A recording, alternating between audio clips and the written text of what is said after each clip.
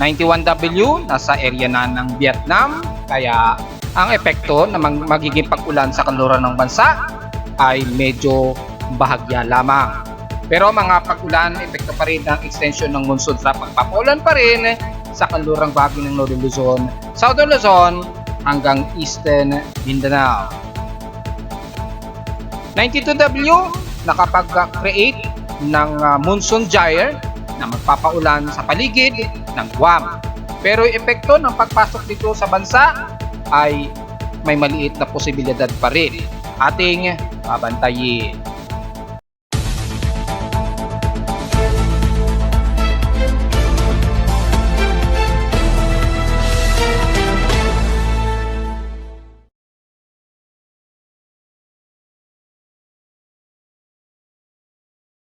Hello, good morning mga folks. Welcome po muli sa ating Daily Weather Bulletin at Analysis para sa araw ng Lunes, September 25, 2023. Oras nating boys from ngayong umaga ay alas 11:05 na ng umaga.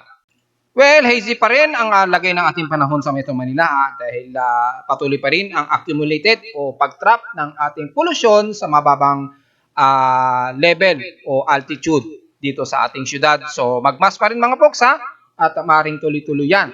So far, dahil sa wala namang epekto mula ngayon sa mula sa mga bulkan sa paligid, ay epekto lamang ito ng typical na pollution na natatrap lamang sa lower altitude. At dahil nga po sa epekto pa rin ng ating thermal inversion, dahil na-discover ko na mataas ang high pressure area sa pinaka-upper sphere dito sa Metro Manila at silang Karatig, Luzon, kaya yung mainit na temperatura sa himpapawid ay nagtutulak sa bahagyang malamig na himpapawid dito sa atin sa syudad, na which is sumasama naman ang pollution.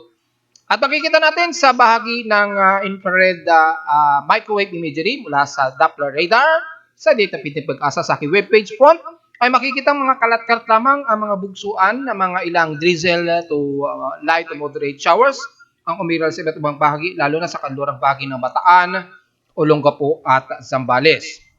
Sa may silangan naman, dyan sa bahagi ng Camarines Norte, may mga kalat-kalat na pag-ulan, lalo na dyan sa may bahan ng Camarines Norte at ilang bahagi ng Gumaca at Atimunan dyan sa parte ng Quezon. So magdala po ng pananggalang sa ulan mga folks maging sa isla ng Polillo Island.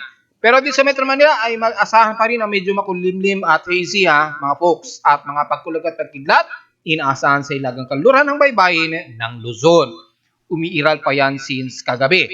Kung sisilipin natin ang total lightning strikes na naiiral mula kahapon, una, ang pinakamalapit sa amin kahapon ay 17 kilometers. Ngayon, so far, malayo na at 287 kilometers. Pero kung sisilipin natin yung datos ng total na mga lightning strikes since kahapon, kung sisilipin natin sa ating data feed na binabato ng aking lightning detection system sa lightning orgs at ng Blitzer Turg, ay makikita natin sobrang lala, grabe ang mga lightning strikes ng statistics na trucks mula kahapon. Ayun umabot sa counts per hour na mahigit sa 165 lightning counts. So napakataas po niyan. At kung susumahin natin, since mula ngayong araw ay nasa 448 total lightning strokes since past 24 hours. Maliliitan, ito yung typically na malapit dito sa amin sa Caloocan. Yung mga masyado ng malalayo ay typical hindi pumapasok yan as counting. Pero yung detection ay mahigit sa lumagpas nga ng mahigit 400 lightning strokes ang na-count ng aking lightning detection system dito sa Caloocan. Southeast ang most of strokes ng stroke ratio bearing nito since past 24 hours. So, asahan na maghapon ang mga pagkulog at pagkidlat pa rin mga folks. At asahan na matuloy-tuloy yan hanggang ngayong araw pa rin. Since kahapon pa rin ang hapon ay tuloy-tuloy po ang mga pagkulog at pagkidlat sa iba't ibang bahagi ng bansa, lalo na sa northwestern part ng ating Luzon, diyan sa bahagi ng bandang Ilocos Sur. At kahapon tinadtad hanggang sa bahagi ng Bicol Region. So ingat po, lalo na mamayang hapon ay asahan ang mauulit na lagay ng pagkulog at pagkidlat. Sa ating current conditions, mukhang may near showers po tayo. So sa aking partner dyan, sa tabi ko ay magdala ng payo ngayon dahil may nadedetect na close rain showers ngayon.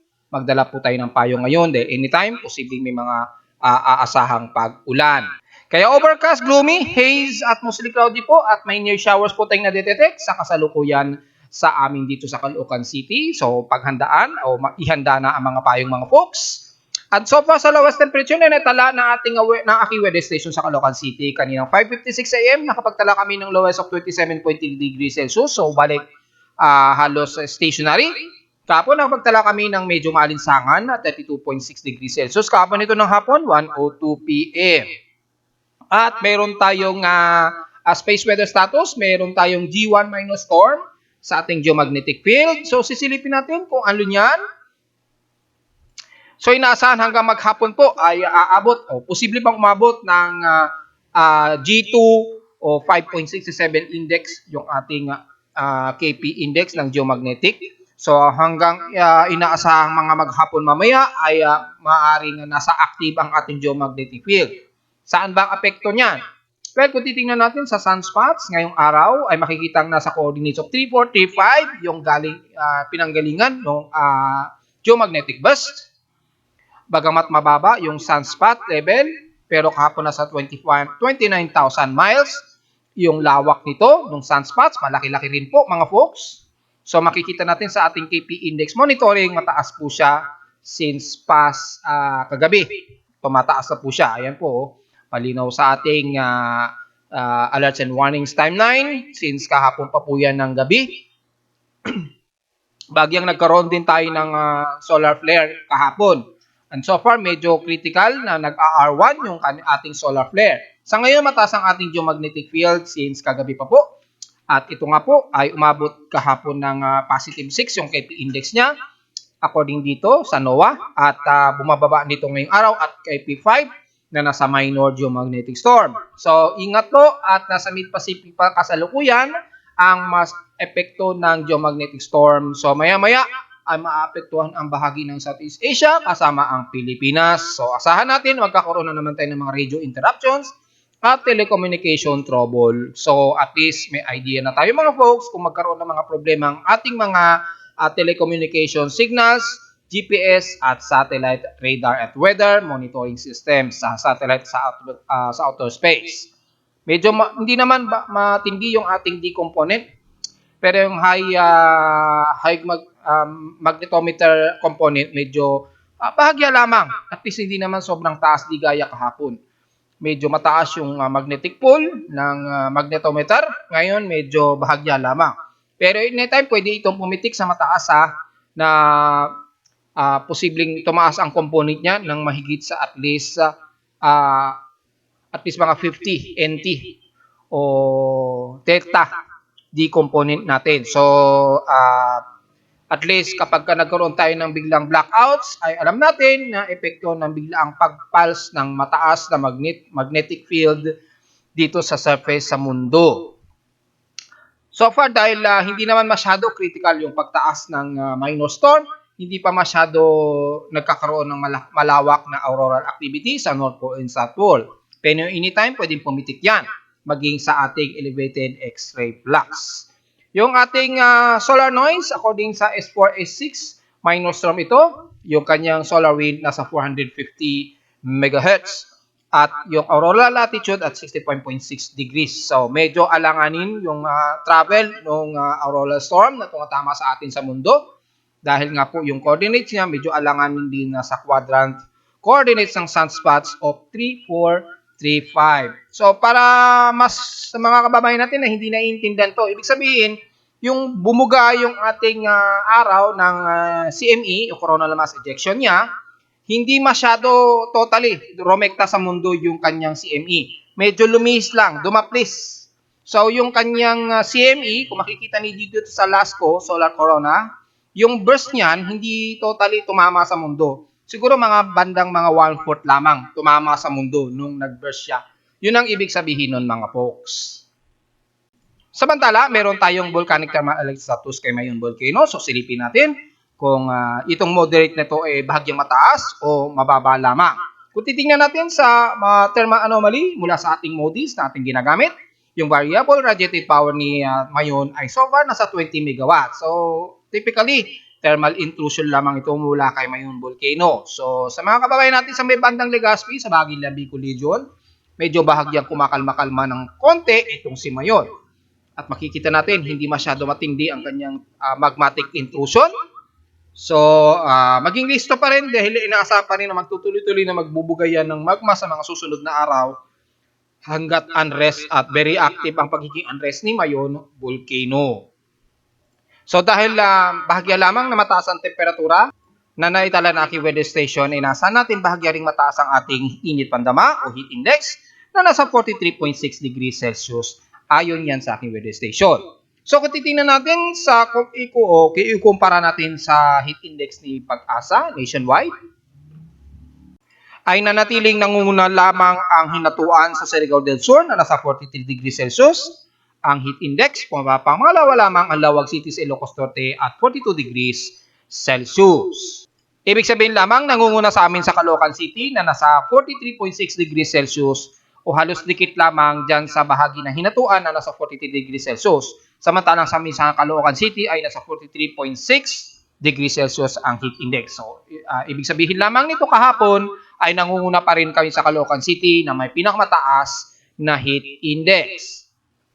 Sa ating PH extremes in past 24 hours, sa alinsangan naman nangunguna ang Zamboanga Peninsula na nasa 34.9 degrees Celsius. Sa lowest temperature, halos stationary lamang sa Baguio City at 17.6 degrees Celsius. At sa Inonlan naman ng Baler, dyan sa may Aurora, according sa radar site, ay nasa 48 mm ang total rainfall. Pero kahapon, kami sa Caloocan City ay nasa 6.3 mm lamang ang total rainfall sa amin sa Caloocan. So sa loob ng isang linggo ay umabot na sa 198 mm ang total rainfall sa amin sa Caloocan. Halos sa below normal or near normal lamang ang total rainfall sa amin sa buwan ng September. So medyo bad news. Sa outside humidity at 76%. So medyo mataas pa rin at bumababa ng 1% since last hour. Ibig sabihin, asahan na natin ang moderate ng ating atmospheric pressure at 1,009 hectopascals. As steady since last hour. Nangahulog na lamang na anytime pagdating mamayang hapon ay magkakaroon pa rin ng mga localized thunderstorms. Maaaring hindi man sa mismo sa amin sa Caloocan o sa iba't ibang bahagi ng Metro Manila, maaaring sa Karatig NCR ito. Sa ating high tide and low tide, so far may 3 hours and 18 minutes tayo to low tide. Kasalukuyang nasa at least 3 hours o mid high tide and low tide o katamtaman ang pagiging high tide nito sa Manila Bay. So kaya-kaya pa rin itong mag-harvest pero unti-unting lalayo kayo maya-maya within 3 hours and 18 minutes mga folks. Sa ating air quality na natiling nasa moderate ang ating air quality so medyo bad shape pa rin ang ating air quality.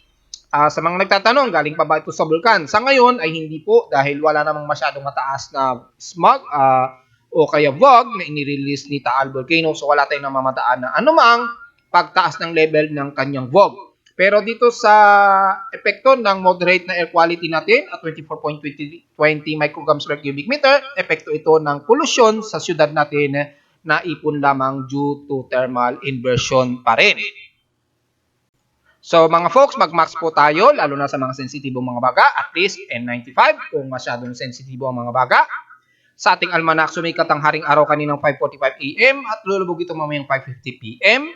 Makikita natin na kada minuto, unti-unting gumagalaw yung ating paglaki ng oras ng gabi. So, parang minuto po nadadagdagan yan kada araw, almost. At ang ating waxing gibbous na sinag ng buwan nasa 76% illuminated na po. Sisikat itong mamayang hapon na at 2:39 PM. Kung sisilipin natin sa ordinates, wala pa, hindi na pa natin nakikitaan ang moonrise. Yung ating araw ay nasa 155 degrees azimuth na po. So magtatanghalian na. At nasa lulubog naman ang buwan kinabukasan na po ng madaling araw at 2:13 AM. So by 2:39 PM mamayang hapon ay makikita na natin dito sa ating moon position, nalilitaw ang pag-moonrise ng ating buwan. Pwede nyo makita yan sa aking webpage. At sa ating local weather outlook para ngayong Lunes hanggang bukas na po ng Martes, inasa magiging maulap po, hazy pa rin So inaasahan pa rin mga kalat-kalat na pag-ulan na may pagkidlat at pag-group lalo na sa hapon o sa gabi, maging sa madaling araw. So take note yan mga folks. Ganon din bukas, stationary lamang po. So ingat po tayo, especially sa bahagi ng northwestern Luzon hanggang sa bandang southern Luzon sa may bandang Palawan o sa halos kalurbagi ng Mimaropa. Ingat po. At sa bahagi ng central ng Visayas at eastern portion ng Visayas hanggang eastern Mindanao. Dahil yung extension nga po ng monsoon trough natin, medyo may epekto pa rin na nagpapaulan sa area na yan. So, ang expected natin na highest temperature in 2 days and low temperature expected ay nasa 32 to 31 degrees Celsius. Ang highest temperature expected and lowest temperature expected ay 26 to 25 degrees Celsius. Dako naman tayo sa ating ginagamit na satellite imagery in real time. Makikita natin sa rainbow infrared ng Himawari 8. Makikita natin yung malinaw na monsoon trough nito kasabay ng paghatak dito sa habagat, palayo, dito sa kanluran bahagi ng bansa. May ilang portion ng southwest Luzon medyo lumalapit pa rin sa baybayin ng kanlurang bahagi ng Northern Luzon, kabilang na ang west portions ng Palawan. So, in-expect medyo magiging maulap at mga kalat-kalat pa rin na pag-ulan ang aasahan dyan at may mga pagkulog at pagkilat dahil medyo may pumapagitan dito na drier air sa portion nito ng northeastern Luzon. Yung zone na yan ay medyo drier, so expected po ang mga pagkulog at pagkidlat lalo na sa hapon sa gabi sa pagitan nito ng ating bansa. So, take note yan mga folks. So, kung babalikan natin ang yung southwesterlies, yung ating ilang habagat, sasama yan sa direksyon ni 91W, palayo. Yan, yung ilang portions ng southwesterlies natin. So, yung mga areas na yan, asahan po mga kalat-kalat na pag-ulan silang bahagi uli ng kanluran na nabanggit ko na nga po. And the rest ng Southern Luzon, dyan, lalo na sa may kanlurang bahagi ng west portion sa Visayas, sa may Panay Island at Negros Region.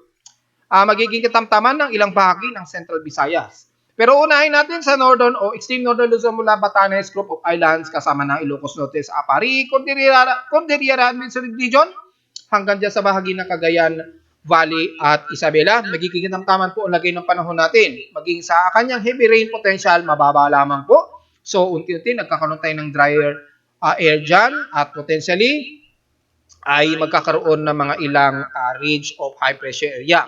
Kung titingnan natin sa surface map mula sa data feed ni Pag-asa, ay yung ridge of high pressure area so far hindi pa masyado significant pero mataas ito at 1,010 at 1,008 hectopascals. So medyo drier ang portion nito mga folks. Kita naman sa ating surface map mga folks.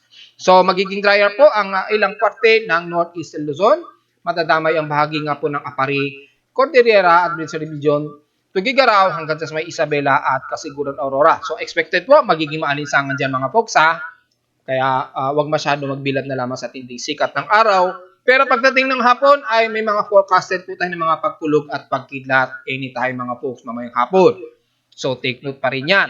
Pero pagdating mula sa bahagi ng Ilocos Sur, pababa naman ng Pangasinan sa may kalurang bahagi ng Northern Luzon, kasama na ang Zambales hanggang Bataan, Olongapo, Subic man yan, o Maribeles, ay magkakaroon ng mga ilang parte ng Musilcaudi ang iiral at may mga inaasang pagkalat-kalat ng mga pag-ulan dyan na may pagkulog at pagkidlat.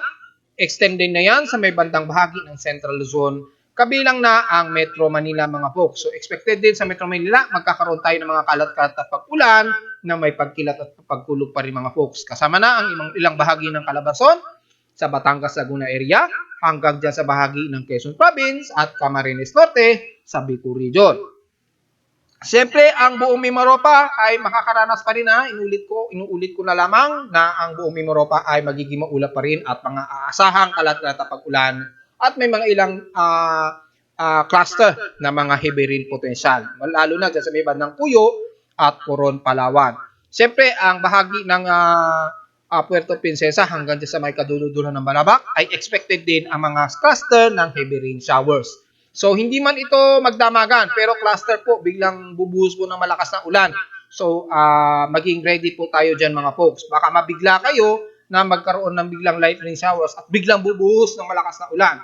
So, take note yan mga folks. And then the rest ng Southern Luzon hanggang dyan sa may bandang Central Visayas, magiging katamtaman, pero may mga partly cloudy to mostly cloudy rin ang iiral dahil kung sisilipin natin sa infrared NGT, mga partly cloudy lamang ang katamtaman ang makikita natin.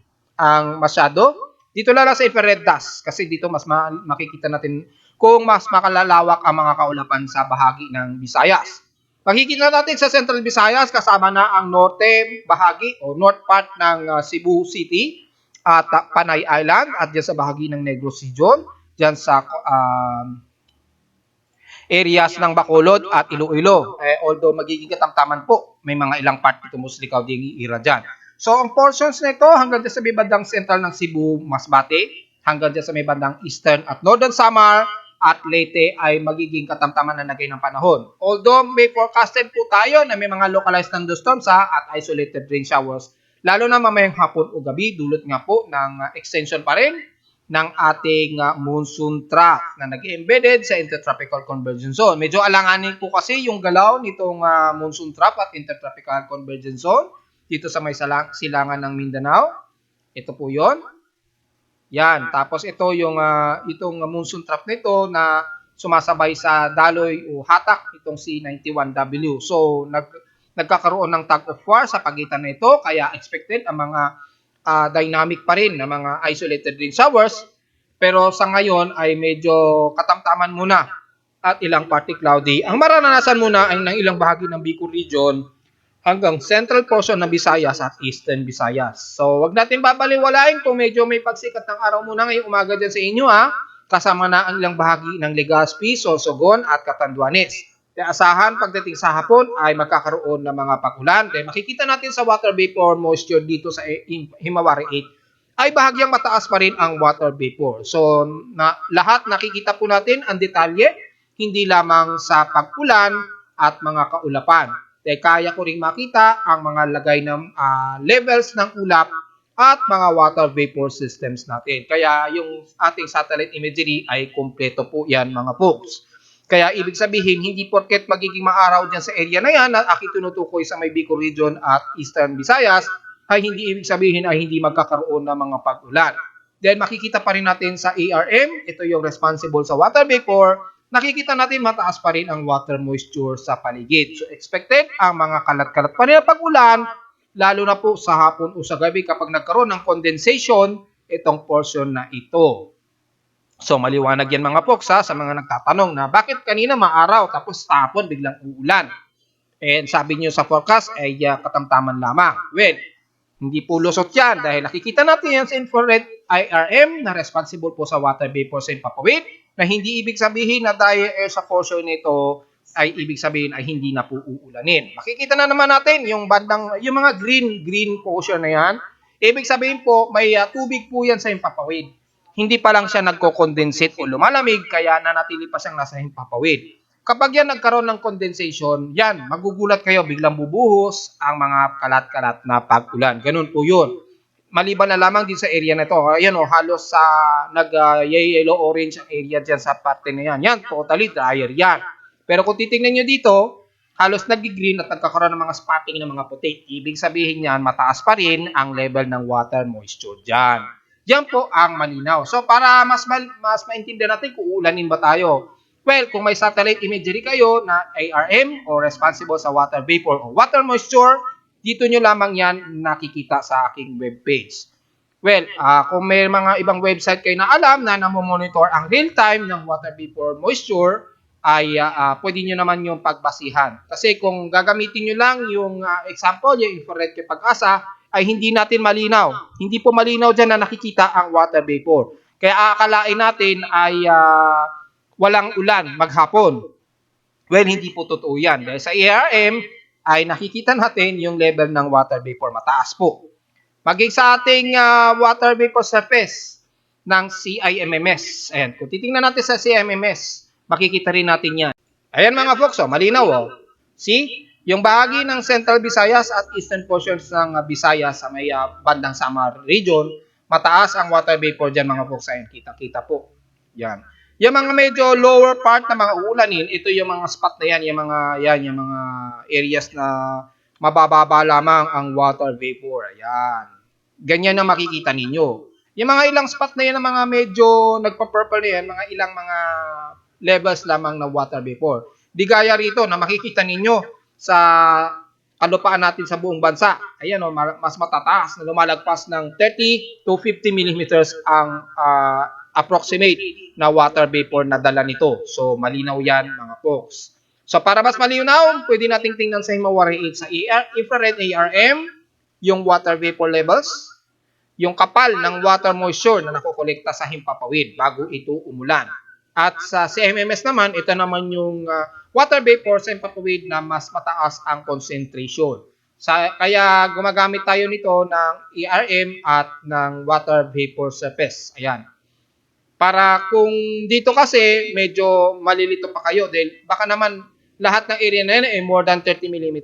Hindi po lahat. Dahil makikita naman natin sa ERM, hindi lahat more than 30 mm. May mga siguro mga 10 mm lamang, 15 mm, hanggang around 25 mm, ganun lamang. Pero dito kung titingnan ninyo, halos generally mga lagpas 50 o 30 to 50 mm ang ulan na aasahang bubuhos. So, para mas accurate, tingnan nyo na lamang sa ARM o yung responsible sa water vapor. Pwede nyo naman yan ma-zoom. I-click nyo lamang yan sa ARM o yung air mass niya. Yan. Tawag kasi dito is air mass. Yan. Pero water moisture yan. Yung dala ng mga water moisture sa himpapawid. Sumasabay sa kaulapan. So, yan. Malinaw yan mga folks ha. Hanggang yan sa bahagi ng portions ng Visayas at Northern Mindanao area. At sa silangan ng Mindanao, asahan natin dahil nga po sa embedded ng monsoon trough at intertropical convergence zone lines, ay expected na rin mga kalat-kalat at pag-ulan na may mga pagkidlat at pagkulog. Kasama na buong Compostela Valley at Agusan del Sur, maging dyan sa San Surigao del Norte. Sa may Sorsa dyan naman, magiging part nito mo sa ikaw din ang inaasahan hanggang sa may Zamboanga Peninsula. So expected ang medyo maalinsangang panahon pa rin maging dyan sa may Zamboanga Peninsula. Pero may mga forecasted pa rin na mga isolated rain showers sa hapon o sa gabi. At sa bahagi ng Northern Mindanao mula Cagayan de Oro hanggang Butuan. So, take note yan mga folks. Well, silipin muna natin ang Global Tropical Cyclone Assessment Monitoring since insignificant pa rin yung binabantay natin si 92W. At makikita natin sa Global Spectrum Model, dito sa aking webpage section, makikita ang papasok ito by approximate September 26. Ayan o.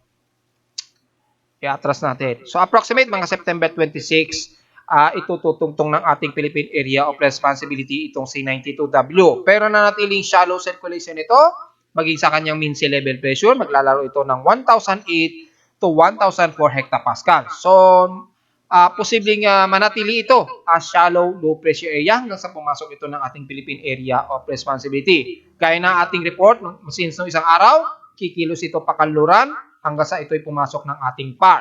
However, dahil mainit po ang karagatan dyan, ay may mga potential pa rin siya na magkaroon ng rapid intensification anytime. Kaya babantayin pa rin natin ito mga folks. Sa mga computer models mula sa GFS at ECMW, makikita na rin very insignificant pa rin yung development nitong C92W. Kung ito ay magiging isang ganap na bagyo, very erratic pa rin. Maging kay ECMW, very erratic pa rin ang pinapakita nito, pero malinaw na pareho silang kikilos, pakanluran. So, maaari nga talaga itong pumasok ng ating Philippine Area of Responsibility by September 26 onward. So, malinaw yan mga folks ha. Maging kay NAVGEM, pero dahil very aggressive naman itong kay NAVGEM, ay masasabi nating erratic pa rin yung mga pinapakita ng forecast ng computer models. Isa lamang ang medyo concluded dito ay pakanluran ng kilos nito, na maaaring ang pumasok ng ating Philippine Area of Responsibility. Ngayon may magtatanong, magpapa-enhance ba ito ng habagat? Well, gaya nga ng aking sinabi kanina sa aking satellite imagery o report kanina, ay magkakaroon po o masyadong malawak po kasi yung monsoon gyre nitong ginagawa ni 92W. So yung portion dito sa may silangan ng Visayas, maaaring magpa-enhance yan sa ating mga ilang southwestern list.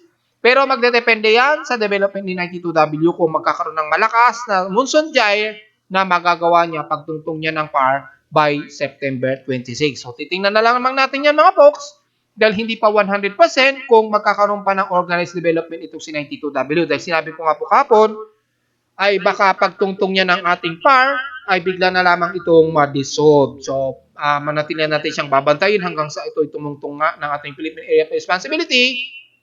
Kung hindi man lang mapaaga by September 25, ngayong araw o nitong mamayang gabi, o bukas na po yan ng September 26. So, titingnan na lamang natin mga folks. Dahil sa kanyang mean sea level pressure kasi, ay hindi naman masyadong bumaba yung kanyang atmospheric pressure. Naglalaro lamang sa 1,006 to 1,004 hectopascals yung pinakamababang atmospheric pressure na hanggang sa makatungtong nga ito ng ating Philippine Area of Responsibility by September, bukas, September 26, all the way hanggang magkakatapusan na ng buwan ng September ay walang nakikitaan na enhancement. So, very disorganized pa at hindi pa masyado significant yung pag-development nitong si 92W. Maaaring magkaroon lamang na ng malawak na munsudya na makikreate niya depende nga po sa pag-organisado niya, pagtungtong ng ating PAR this weekdays. So, babawantayin pa rin natin yan mga folks. So, sa mga magtatanong, nasaan ang posisyon nitong si 91W? Well, nasa bahagi na ito o baybayin na po ito ng Vietnam. At kikilos ito pakanluran at ayon sa ating Automated Global Ensemble Forecast System, ay kumikilos ito pa bahagyang west-northwestward. At madadamay at magpapaulan nito sa bahagi o malawakang areas ng Vietnam mula Da Nang hanggang Quang Nga at dyan sa Hue Tien, Vietnam. So, yung malawakan na shallow circulation niya ay magpapaulan sa area dyan sa Vietnam. So, sa mga Pinoy natin na nakatira dyan sa bahagi ng Da Nang sa Vietnam ay paghandaan. Dahil hindi man ito significant na malakas na bagyo, kung sakali manatiling low pressure area, ay yung dala naman ito na violent rain showers ay posibleng magpabaha sa area niyan sa Vietnam. So, paghandaan na lamang mga folks. At narito naman natin 3-day 20 weather forecast para sa araw ng Lunes, September 25, 2023.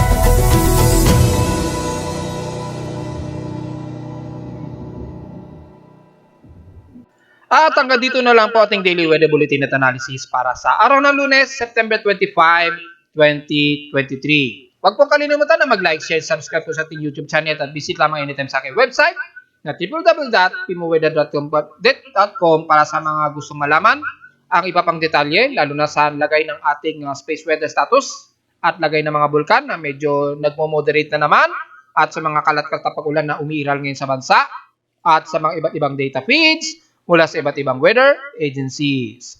Maraming salamat po mga folks at magandang araw po sa ating lahat.